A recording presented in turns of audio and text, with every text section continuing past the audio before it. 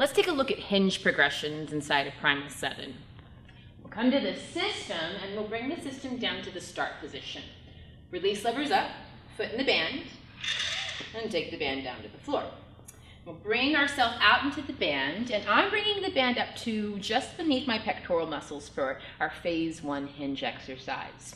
Option always to move it to the hips if that's more comfortable for whoever's in the system or your client, but just kind of gauge that. This is really a space in phase 1 to think about alignment, and comfortability is definitely a part of that. We'll take the feet a natural step back and bring the arms down by the sides of the hips. And from here, cross the arms so that way your fingertips are right on top of the shoulders. We'll hinge the hips back, bending slightly into the knees and charging our pectorals, at the base of the pectorals, into the band, and come back to a full stand. So as we're speaking to the space of progression, we're really just focusing on the actual hinge motion in and of itself, keeping the upper body really aligned and focusing on hinging the hips back. Okay, so from phase 1, hip hinge, we'll move into phase 2, hinge and reach. In phase 2, our focus shifts to balance. For hinge and reach, the legs will come back, arms extended up, and I'll take my hinge, shifting the hips back, upper body aligned, and soften the arms down to the floor. As we're speaking to the space of progression, in this exercise, we can begin with really shallow depth into the movement.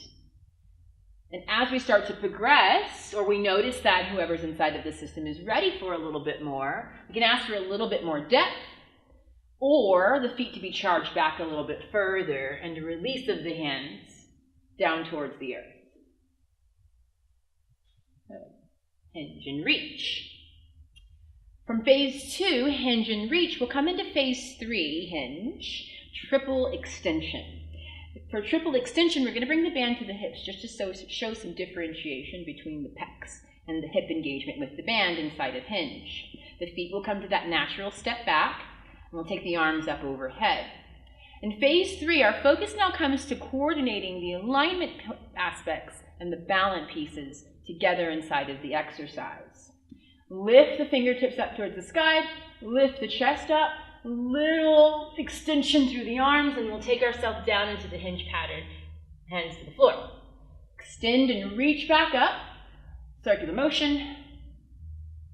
And as this exercise begins to progress, the frequency or pace can begin to increase, but still focusing on hitting all of our alignment focuses and balancing all of the movement of the body and the musculature engagement inside of hinge and reach.